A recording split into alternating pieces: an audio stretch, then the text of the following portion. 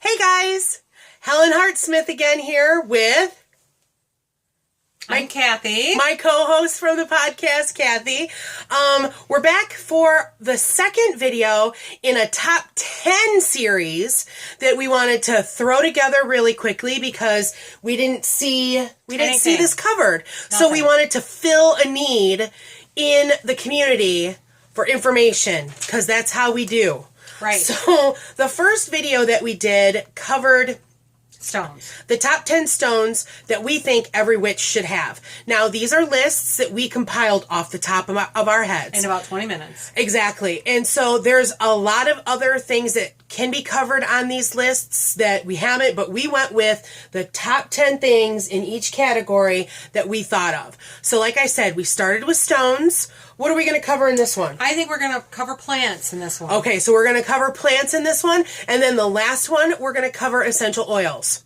Right. And if there's something that's not on our list, please comment below so that we can, reevaluate. And maybe at the end of this series, we'll take a look at all the comments and do another broadcast stating these are what our followers. These are what some people came up with. Or if there's another top 10 list you'd like to see, let us know. Definitely. So, top 10 plants. Now, we're talking, when we say plants, let's make some clarifications. Yes. Yeah, herbs. We're talking primarily a dried plant matter that you keep on hand for two main reasons. The first one being medicinal, mundane teas, things. tinctures, things like that. Or like an herbal supplement, whatever.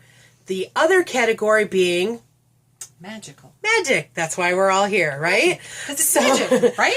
Right. So the top 10 plants, herbs, however you want to classify it, that we think, and this is just our opinion, every witch should have. Number one.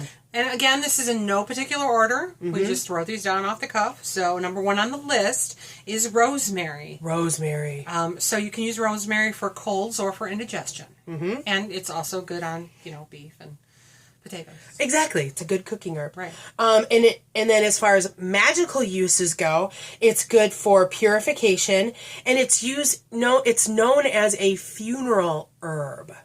So you it's could use it as an incense or an oil to clean the body with. Right. It's kind of interesting. Yeah.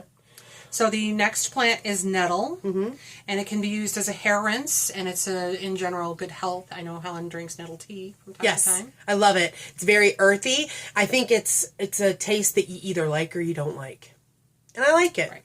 A little bit of sugar in there or a sweetener of some kind. It's very good. So the magical properties: exorcism and protection. And I think that is I think that makes sense because it's stinging nettle for a reason. It's that protection. It's for exorcism. That makes complete sense. Just thinking that, get out of my head. Right? We're so symbiotic sometimes. Sometimes we are. It's kind of frightening. All right, number 3. The next plant is mint, and in this category, we're just doing all mint. Peppermint, spearmint, mint. Wintergreen. Wintergreen, right. Catnip. Catnip. So it's good for cats, catnip. It's also good for digestion. I know my mother uses a peppermint capsule to help with her digestion. And it's good if your stomach is upset, although I prefer one of the other ones. For digestion? Yes. One of the other ones on the list I prefer when I have an upset stomach. Right. But peppermint is good for that. And it smells good. Mint is also good on beef. I don't know if you knew that. I would have never done that. It is good on beef. All right. Okay. I don't eat beef anymore, so. This is true. But I do. And magically, it's good for purification. So it's good to put in your bundles, your sage bundles, or loose incense, things of that nature. It's good to use in that. Right. So, the next one is ginger, and I have been using ginger a lot lately. And really, there's 2 reasons we have digestion written down, but it's also an anti-inflammatory. Inflammatory. And I've been having some inflammation, so I've been drinking a lot of ginger tea, and it is delightful. Ginger jasmine is just so good. Yes. It's good for money attracting. So that's cool. And it's good for raising magical energy. So that's almost like it's a good booster to put in any spell. Right. I think it's also good to boost your immune system. It's a good general health herb. Definitely. It's been used forever. Right. So, number 5. Number 5 is bay, and bay is good for the respiratory system and for swelling. It's also good in several dishes. You put a bay leaf in. Mm-hmm. It's a protection herb. Good luck reading that. Yeah. Sorry, Someone's got chicken sucks. scratch. Developing psychic powers and removing curses. I know that I've seen a lot of folks at the beginning of the year doing videos where they put, they would take bay leaves and they would write on it something you want to get rid trait. Of. Yep, a trait that they wanted to get rid of, and then would burn it. Right. So that's a good. I would call that then like a banishing herb. Right. Okay. Bay is really good for that. And I have a bay tree that is doing very well. Knock on some wood, that it continues to do well. We have a good relationship, him and I. So the next herb is chamomile. No, sage. Sage. Oh, we 6. skipped and went back. Okay, so 6 is sage. Sage is good for stimulating the liver. What in the heck does that say? Oh, I know why. This relieves night sweats for those of us going through menopause. Yes, there you go. Right. Yes. And then magically, of course, sage is good for cleansing, and it's also a money draw. So very much like the ginger in those respects. Right. So, and then next we have chamomile. Chamomile, which is my preference for upset stomach, although ginger has been working real well too. So it helps with the stomach ache, and it is also a sleep aid. It help you calm down and go to sleep. And magically, it's good for divination and dream work. So it's a good thing to put in your dream pillows. Mm-hmm. If you're wanting to work on your dream journeying and things like that. So you can combine that with some of the stones that we talked about last time. Right, make a little dream pillow. Right. Yes. So the next one is eucalyptus. And eucalyptus has a lot of mundane uses. It's good for the sinuses, for the breathing. If you're wanting to make something that's like Vicks but not Vicks, eucalyptus is great in that. Did I miss something? No, respiration.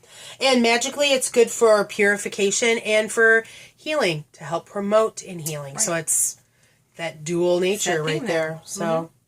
And then we have cinnamon, which is an antiseptic. It's good for the metabolism and for menstrual conditions.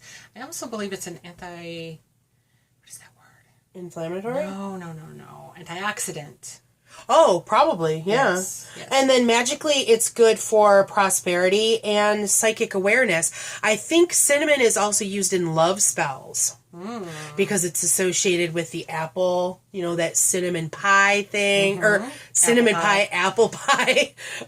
Right. So the last one we want to talk about is frankincense. Yes. Frankincense is good for blemishes and to relieve stress. It's also really good to use for meditation. Burn an incense during meditation to help you with your journeying, and it's good for astral strength while you're traveling. And the smell of frankincense can raise the vibrations in an area, so that's very good for that. Right. We'll talk about that. Well, we don't talk about frankincense and oils, but I use frankincense oil for that. Yeah, there you go. Yes. So there you go. Those are the top 10 herbs off the top of our head that we think that every witch should have on hand. So if we missed some, please put it below. Definitely. Let us know what you like to keep on hand, and also the magical uses that we listed. Those are just from our practices. Right. So if you have something different that you would use one of these herbs for, then we want to know about it. Or if you have an herb that you would use for one of these purposes that we didn't cover, we want to know about it too. Definitely. So make a comment below. Let us know that you're watching. If you haven't already, please hit the subscribe button. And if you learned something from this video, please give us a thumbs up. Like I said in the beginning, this is the second of 3 videos that we're going to be doing, so please tune in for all of them. I will either do a link of everything below, or a playlist, or something of that nature, just to put you in touch with all 3. All right, so until next time, blessed be. Blessed be.